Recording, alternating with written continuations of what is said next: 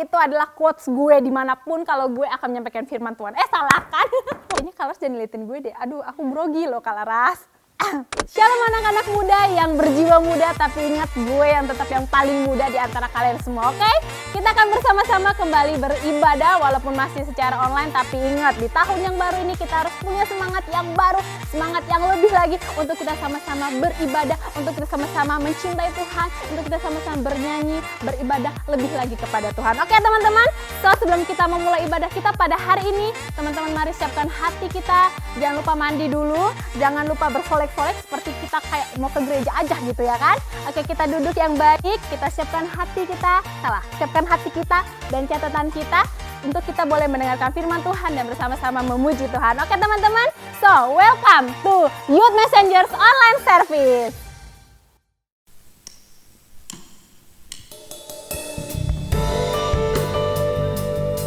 Kami mengucap syukur Tuhan atas kebaikan-Mu yang gak pernah habis bagi setiap kami ya Allah. Yes Lord, yes God.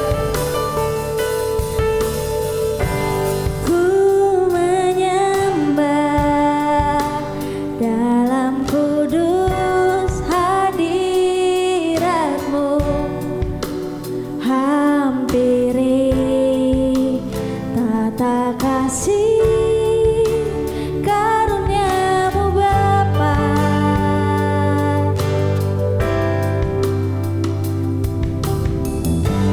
Ke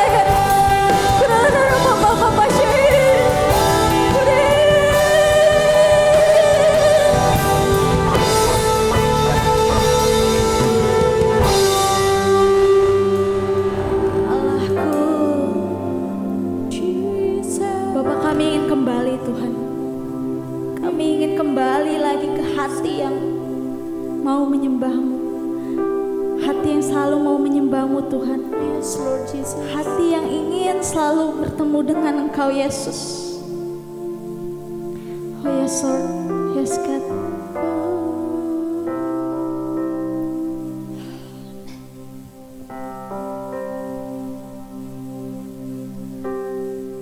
When the music fades, all is stripped away, and I simply come,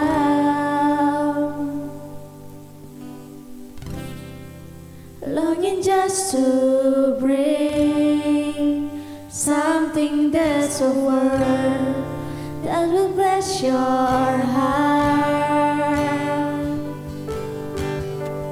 I'll bring you more than a song, for the song in itself is not what you have required. You search much deeper within, through the way things appear. You're looking into my heart. I'm coming back to the heart of worship, and it's all about you. It's all about you, Jesus. I'm sorry, Lord, for the things I made it, and it's all about you. It's all about you, Jesus. I'm coming back to the heart of worship, and it's all about you. It's all about you, Jesus. I'm sorry, Lord, for the things I made it, and it's all about you. It's all about you, Jesus. I'm coming back to the heart of worship, and it's all about you. It's all about you, Jesus. I'm sorry, Lord, for the things I made it, and it's all about you. It's all about you, Jesus. I'm coming back to the heart of worship, and it's all about you. It's all about you, Jesus. I'm sorry, Lord, for the things I made it, and it's all about you. It's all about you, Jesus. I'm coming back to the heart of worship, and it's all about you. It's all about you, Jesus. I'm sorry, Lord, for the things I made it, and it's all about you. Say it one more. I'm coming back, Lord. I'm coming back to the heart of worship, and it's all about you. It's all about you, Jesus. I'm sorry, Lord, for the things I made it, and it's all about you. It's all about you, Jesus. I'll bring you more than a song. I'll bring you more than a song. More than a song, Lord. More than a song. Says one more. I'll bring you more than a song. I'll bring you more than a song.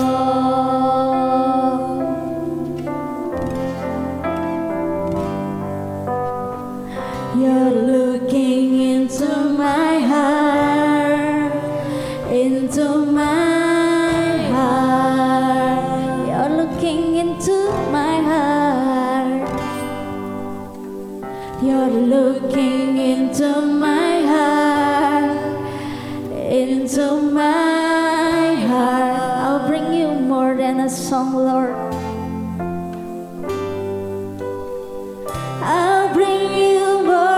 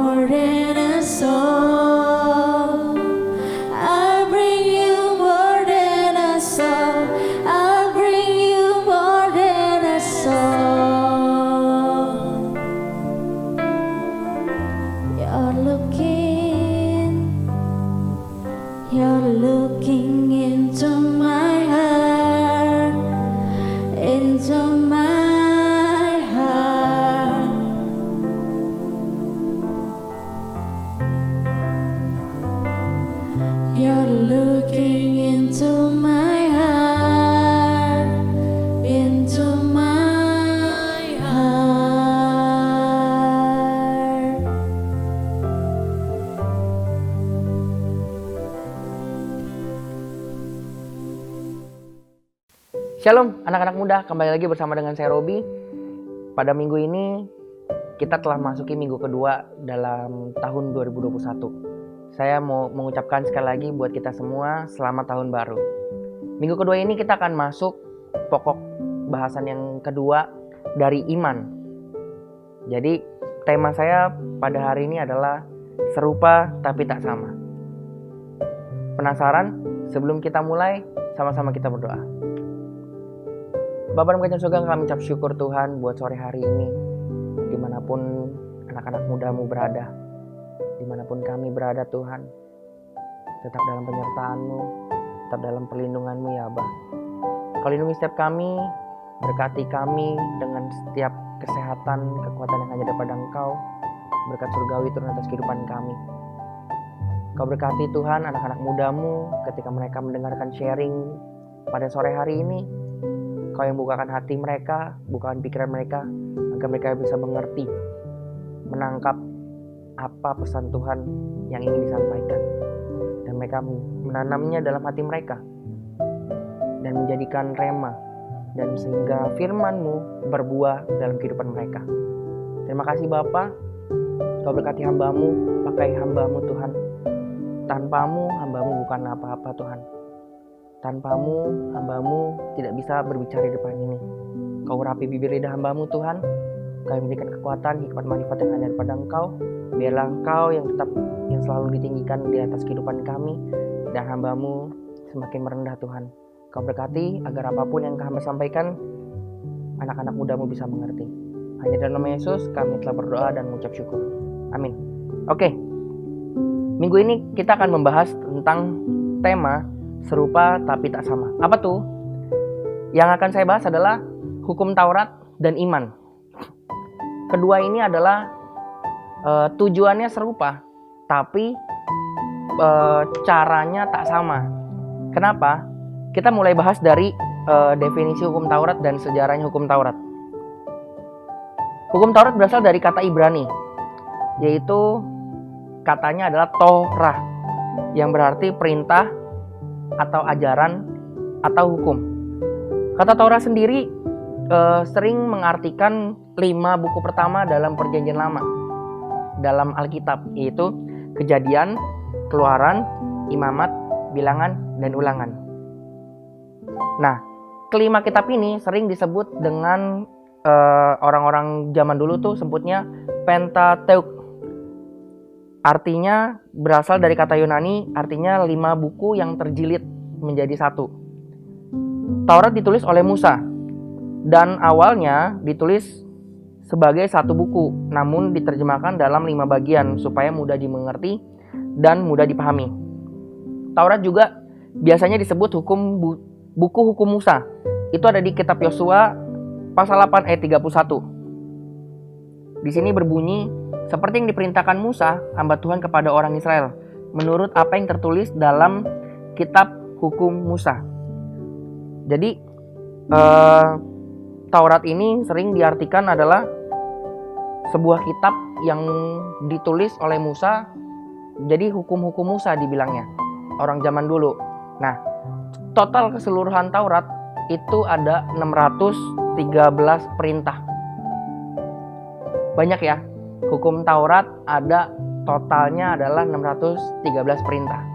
Nah, itu sedikit sejarah dari hukum Taurat dan definisi dari hukum Taurat menurut Alkitab. Lalu, apa definisi iman?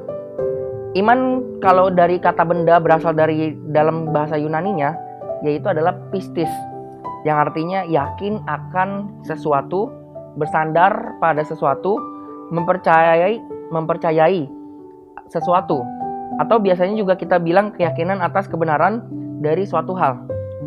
Dalam kaitannya dengan Kristus Yesus, iman berarti kepercayaan bahwa Kristus Yesus adalah juru selamat. Saya ulangi, dalam kaitannya dengan Kristus Yesus adalah bahwa kita mempercayai bahwa Kristus Yesus adalah juru selamat. Dan hanya melalui Yesus saja kita beroleh keselamatan. Itu ada di Efesus 2. Efesus 2 ayat 8. Sebab karena kasih karunia kamu diselamatkan oleh iman. Itu bukan hasil usahamu, tetapi pemberian Allah. Nah, jadi Ketika kita yakin bahwa dalam pengertian iman di sini adalah kita yakin bahwa kita beroleh keselamatan hanya melalui Yesus saja. Oke, kita masuk pembahasan yang akan gue bahas adalah di Roma 3 ayat 25 sampai 31. Kita sama-sama buka. Roma 3 ayat 25 sampai 31. Gue bacain. Kristus Yesus telah ditentukan Allah menjadi jalan pendamaian karena iman dalam darahnya. Hal ini dibuatnya untuk menunjukkan keadilannya, karena ia telah membiarkan dosa-dosa yang telah terjadi dahulu pada masa kesabarannya. Yang kita bisa ambil dari ayat 25 adalah Kristus Yesus adalah jalan pendamaian karena iman kita kepada Allah Bapa. Jadi di ayat 25 ini Paulus mau menekankan pada jemaat di Roma bahwa Yesus sudah menjadi pendamai kita karena iman. Jadi pendamaian kita karena iman oleh iman kita kepada Allah Bapa. Jadi kita diselamatkan berdasarkan oleh karena iman. Lanjut ayat 26. Maksudnya ialah untuk menunjukkan keadilannya pada masa ini supaya nyata bahwa ia benar dan juga membenarkan orang yang percaya kepada Yesus. Supaya kita percaya, supaya kita yakin bahwa Kristus itu adalah nyata. Dan dia membenarkan kita, setiap kita yang percaya kepada Yesus. Lanjut ayat 27. Jika demikian, apakah dasarnya untuk bermegah? Tidak ada. Berdasarkan apa? Berdasarkan perbuatan? Tidak. Melainkan berdasarkan iman. Di sini ditekankan lagi. Kita sama sekali nggak boleh bermegah atas setiap perbuatan kita. Banyak seringkali orang bermegah ketika mereka udah bisa melayani di mimbar. Contoh sebagai WL singer, sebagai pemusik, atau bahkan dimulai dari yang pelayanan paling depan sebagai usher. Wah, gue nyambut orang nih, senang banget, gue bangga, gue jadi pelayan Tuhan. No, kita nggak dibolehkan bermegah atas setiap pelayanan yang kita lakukan. Kita boleh bermegah atas setiap perbuatan iman kita di dalam Kristus. Saya ulangi, kita tidak diizinkan bermegah atas setiap apapun yang kita lakukan, pelayanan yang menurut kita keren, tapi mindset kita, dasar kita salah. Karena untuk diri sendiri, wah gue keren nih, ngelayanin Tuhan nih, lu apa gitu.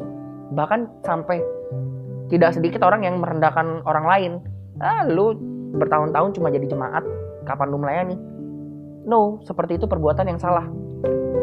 Ketika kita bermegah, firman Tuhan bilang, jadi demikian, apakah dasarnya untuk bermegah? Gak ada. Berdasarkan apa perbuatan kita? No, melainkan berdasarkan iman. Oke? Lanjut ke ayat 28. Karena kami yakin bahwa manusia dibenarkan karena iman dan bukan karena ia melakukan hukum Taurat. Ini lebih jelas lagi. Bukan karena kita melakukan Taurat yang ada 613 perintah atau 613 hukum. Bukan. Tetapi karena kita telah memiliki iman yang benar di dalam Kristus. Oke? Karena kami yakin bahwa manusia dibenarkan karena iman, bukan karena ia melakukan hukum Taurat. Lalu ayat 29, atau adakah Allah hanya orang Yahudi saja? Bukankah ia juga adalah bangsa-bangsa lain?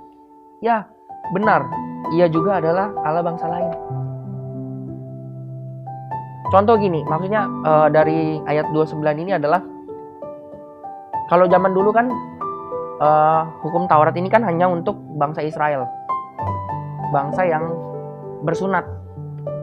Nah, zaman sekarang ini ketika kita orang-orang yang nggak punya keturunan darah sama sekali dengan bangsa Israel, gimana kita caranya diselamatkan? Orang zaman dulu kan mereka mencoba mengejar keselamatan itu kan dengan mentaati hukum Taurat. Zaman sekarang kita bagaimana? Tetap ngikutin hukum Taurat kah? Enggak. Makanya Tuhan di sini bilang karena iman.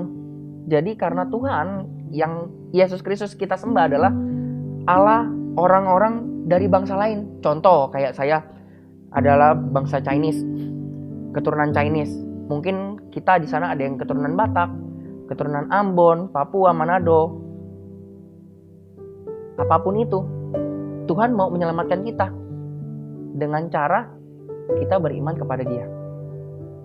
Yang artinya kalau ada satu Allah yang akan membenarkan baik orang-orang yang bersunat. Nah itu kan karena iman, maupun orang-orang tak bersunat juga karena iman. Jika demikian, adakah kami membatalkan hukum Taurat karena iman? Sama sekali tidak. Sebaliknya, kami meneguhkannya. Manusia dibenarkan karena iman, bukan karena hukum Taurat. Dan iman sama sekali tidak membatalkan hukum Taurat, tetapi meneguhkannya. Sampai di sini paham ya? Manusia dibenarkan bukan karena hukum Taurat, tapi dibenarkan karena iman. Dan iman sama sekali tidak membatalkan hukum Taurat, tapi menggenapinya atau meneguhkannya. Secara manusiawi kita tidak akan bisa mentaati hukum yang totalnya ada 613 hukum. That's why kenapa Allah Bapa memberikan anaknya yang tunggal. Karena kasihnya begitu besar, dia memberikan anaknya yang tunggal. Yesus Kristus datang ke dunia sebagai contoh dan sebagai penggenapan hukum Taurat. Karena hanya Yesus saja yang bisa menggenapi, bisa melakukan, bisa mentaati ke 613 semua hukum Taurat. Hanya Yesus saja pribadi yang sempurna. Dengan kemampuan sendiri kita nggak akan bisa. Karena kalau kita semakin mencoba memahami hukum Taurat itu, kita akan sadar bahwa kita nggak mampu. Pada dasarnya, hukum Taurat adalah sebagai penuntun kita kepada kasih karunia Allah. Itu ada, jadi kesimpulannya adalah hukum Taurat adalah kasih. Jadi gini loh, kita nggak bisa melakukan hukum Taurat dengan kekuatan kita sendiri. Tapi pada dasarnya kalau kita lihat dari pada perjanjian lama, hukum Taurat itu menuntun kita kepada kasih karunia Allah, kepada keselamatan Allah, kesempurnaan Allah itu sendiri. Jadi kalau saya simpulkan, hukum Taurat itu berbicara tentang kasih. Karena di kitab Ulangan ya, Ulangan 6 ayat 5. Kasihilah Tuhan Allahmu dengan segenap hatimu dan dengan segenap jiwamu dan dengan segenap kekuatanmu. Berbicara soal ketika kita mau melakukan hukum Taurat, ini kan kitab Ulangan adalah kitab terakhir, maksudnya penutup dari hukum Taurat. Jadi sebagian ini adalah kitab terakhir. Nah, ini bagian dari kitab Taurat adalah kita harus mengasihi Tuhan Allah terlebih dahulu. Kasihilah Tuhan Allahmu dengan segenap hatimu dan dengan segenap jiwamu dan dengan segenap kekuatanmu. Jadi saya simpulkan menurut saya bahwa pada dasarnya hukum Taurat itu menuntun kita menuju ke kasih karunia-Nya Allah. Dengan cara kita mengasihi Allah dengan segenap hati kita, kekuatan kita, dengan segenap jiwa kita. Nah, dan iman sama, menuntun kita menjadi sempurna seperti Kristus yang adalah kasih. 1 Yohanes 4 ayat 8. Barang siapa tidak mengasihi, ia tidak mengenal Allah, sebab Allah adalah kasih. Itu yang benar. Oke? Jadi hukum Taurat membawa kita, menuntun kita menuju kasih karunia Allah, dan kita diajarkan untuk mengasihi Allah dengan segenap jiwa, kekuatan, dan pikiran, dan hati. Nah, iman menuntun kita menjadi sempurna seperti Kristus yang juga adalah kasih. Di 1 Yohanes 4 ayat 8. Barang siapa tidak mengasihi, ia tidak mengenal Allah, karena Allah sendiri itu adalah kasih. Jadi, jika kita mengasihi Allah dan sesama kita sudah menggenapi seluruh maksud hukum Taurat. Inilah yang gue maksud, inilah yang kita maksudkan adalah serupa tapi tak sama. Serupanya adalah tujuannya sama, supaya kita memiliki kasih itu dalam kehidupan kita. Tapi caranya beda. Hukum Taurat 600 kitab hukum, kalau hukum kasih yang Kristus kasih adalah cuma 2. Kasihilah Tuhan Allahmu dengan segenap hatimu, pikiranmu, jiwamu, dan kekuatanmu. Kalau terus kasihilah sesamamu manusia seperti dirimu sendiri. Seperti itu. Itu iman yang membawa kita menjadi sempurna seperti Kristus. Loh, kenapa kok bawa-bawa kasih ujung-ujungnya? Kenapa jadi kasih? Karena kasih adalah bukti nyata perbuatan iman kita.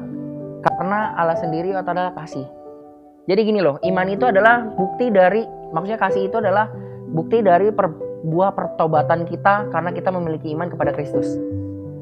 Paham ya sampai sini ya? Jadi kenapa saya singgung kasih? Karena kasih itu adalah buah pertobatan dari ketika kita memiliki iman kepada Kristus Yesus.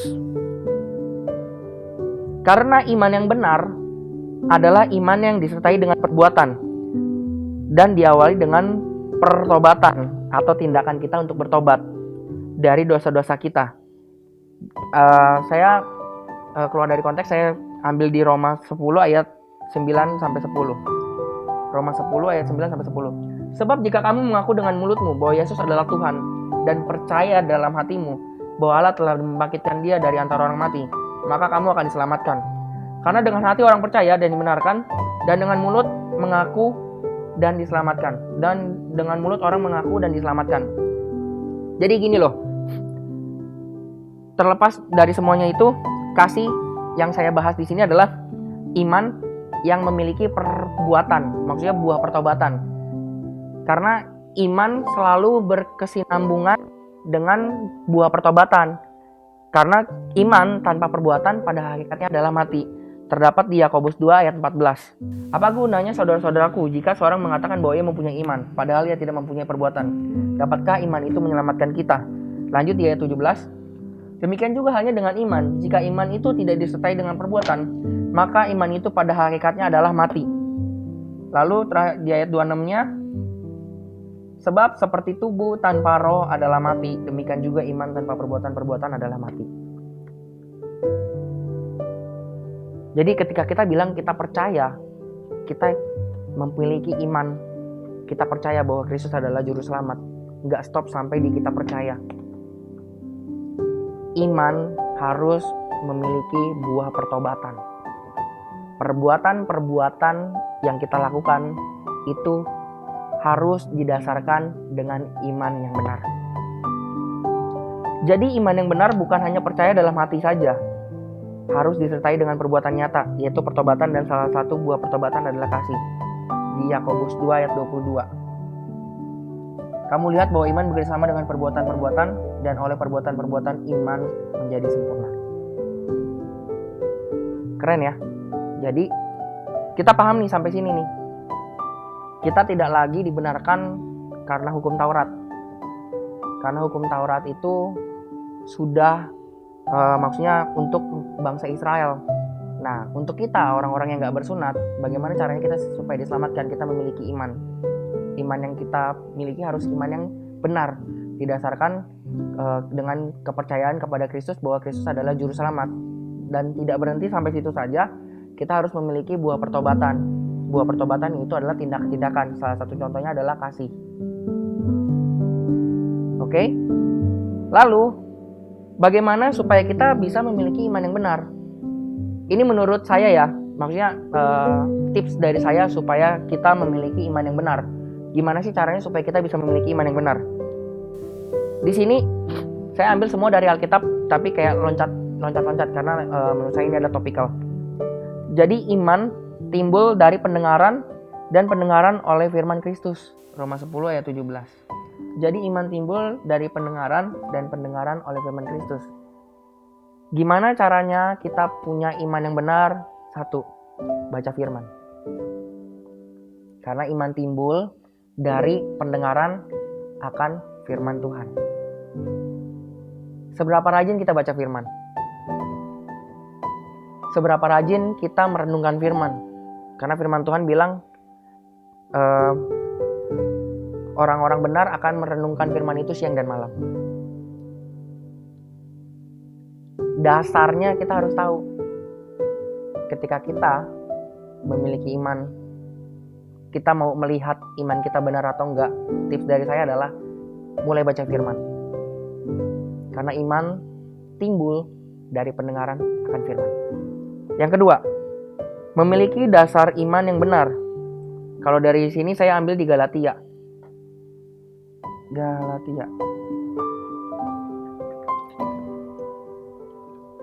Galatia 2 ayat 19 sampai 20. Galatia 2 ayat 19 sampai 20. Poin kedua ya. Sebab aku telah mati oleh hukum Taurat. Untuk hukum Taurat supaya aku hidup untuk Allah. Aku telah disalibkan dengan Kristus. Namun aku hidup, tetapi bukan lagi aku sendiri yang hidup, melainkan Kristus yang hidup dalam aku. Dan hidupku yang kuhidupi sekarang di dalam daging adalah hidup oleh iman dalam anak-anak Allah yang telah mengasihi aku dan menyerahkan dirinya untuk aku. Dasar yang benar, dasar kita hidup, dasar kita percaya, dasar iman kita, yaitu adalah Kristus itu sendiri, firman itu sendiri. Kenapa kita bisa percaya sama Kristus? Semua sudah tertulis di sini, firman itu sendiri. Jadi ketika kita mau memiliki iman yang benar, yang pertama adalah baca firman. Dan yang kedua adalah kita harus memiliki dasar yang benar. Jangan sampai ketika kita beriman, contoh ya, seperti ini.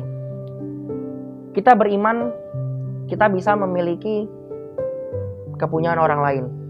Padahal jelas-jelas firman Tuhan bilang, janganlah mengingini milik sesamamu. Tuhan, gue mau tuh handphone dia. No, cara berdoanya bukan seperti itu. Tuhan, kalau boleh, Tuhan izinkan saya memiliki handphone tipenya seperti ini. Jangan menyebutin nama punya orang lain. Namanya kita mengingini barang orang lain. Kita beriman harus dasarnya benar. Dasarnya kita harus tahu dulu. Dasarnya semua ada di firman. Jadi poin 1 dan poin 2 itu berkesinambungan. Kita harus baca firman supaya kita bisa mengerti dasar iman yang benar adalah firman. Poin 1 dan poin 2. Lalu poin yang ketiga, yang terakhir adalah mengikuti teladan iman Yesus. Saya ambil di Ibrani 12 ayat 2 sampai 3. Marilah kita melakukannya dengan mata yang tertuju kepada Yesus yang memimpin kita dalam iman dan yang membawa iman kita itu kepada kesempurnaan, yang dengan mengabaikan kehinaan tekun memikul salib ganti sukacita yang disediakan bagi Dia yang sekarang duduk di sebelah kanan tahta Allah. Ingatlah selalu akan Dia yang tekun menanggung bantahan yang sehebat itu terhadap dirinya dari pihak orang-orang berdosa, supaya jangan kamu menjadi lemah dan putus asa. Iman kita yang ketiga, poin ketiga, iman kita harus memiliki teladan iman Kristus Yesus itu sendiri. Kalau kita penasaran gimana iman Kristus, baca kitab Matius, Markus, Lukas, Yohanes. Matius, Markus, Lukas, ya Yohanes juga. Di situ banyak menceritakan tentang gimana Kristus ketika Dia turun menjadi manusia. Gimana ceritanya Dia mempraktekkan imannya itu dalam kehidupannya. Gimana Dia menjadi teladan bagi kita semua dalam perbuatannya untuk menuntun kita, menuntun iman kita menjadi kesempurnaan. Kesimpulannya adalah saya ambil di Roma 3 ayat 23. Roma 3 ayat 23. Karena semua orang telah berbuat dosa dan telah kehilangan kemuliaan Allah. Maka kita diselamatkan bukan karena kita melakukan hukum Taurat.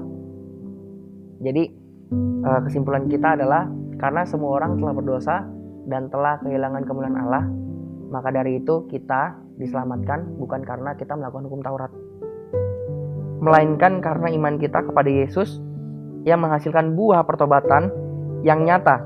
Seperti Kristus tidak peduli kita keturunan Yahudi, non-Yahudi, bersunat atau nggak bersunat, penuh dosa sekalipun. Jika kita berbalik bertobat dan memiliki iman yang benar dan memiliki buah pertobatan, yaitu kasih, maka Allah yang penuh kasih akan menyelamatkan kita. Amin firman Tuhan.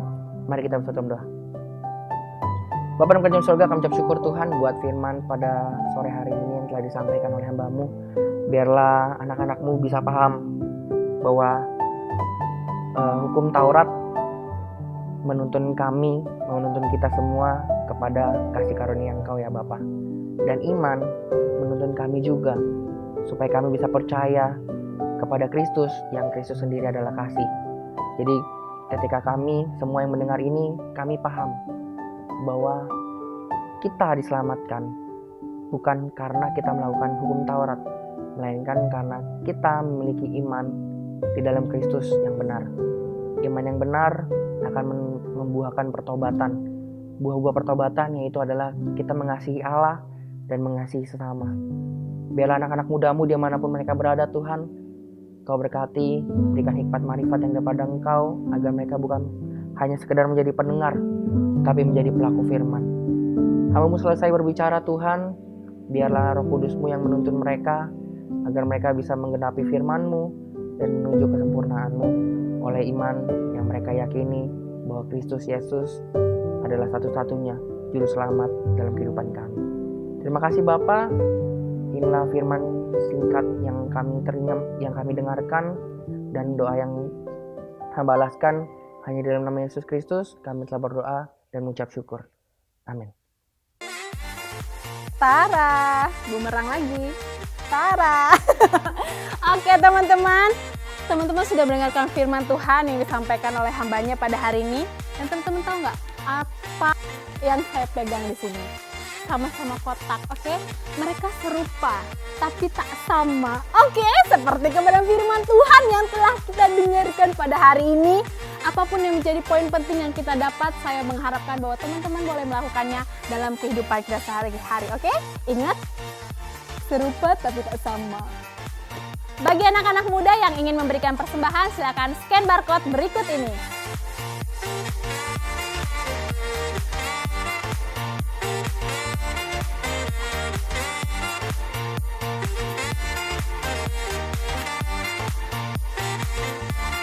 Kita telah selesai beribadah. Saya mengharapkan seluruh teman-teman, youth messengers, anak-anak muda diberkati oleh kebenaran firman Tuhan dan juga oleh pujian penyembahan, dan kita semakin hari semakin dekat kepada Tuhan. Oke teman-teman, nah kita akan mengakhirinya dengan doa penutup dan doa berkat yang akan disampaikan oleh hambanya. Kami mengucap syukur ya Bapa buat hari ini kami bisa beribadah kembali, memuji dan menyembah-Mu. Kami percaya melalui ibadah hari ini kami disegarkan kembali kerohanian kami. Kami semakin antusias di dalam Tuhan. Dimanapun kami berada, nama Tuhan dimuliakan. Di dalam nama Yesus Kristus Tuhan. Mari kita angkat tangan kita terima berkat daripada Allah Bapa. Jangan seorang pun menganggap engkau rendah karena engkau muda. Jadilah teladan bagi orang-orang percaya. Dalam perkataanmu, dalam tingkah lakumu, dalam kasihmu, dalam kesetiaanmu, dan dalam kesucianmu. Kasih karunia, rahmat, dan damai sejahtera dari Allah Bapa dan dari Yesus Kristus, Anak Bapa, akan menyertai kita dalam kebenaran dan kasih. Dalam nama Yesus, haleluya, amin.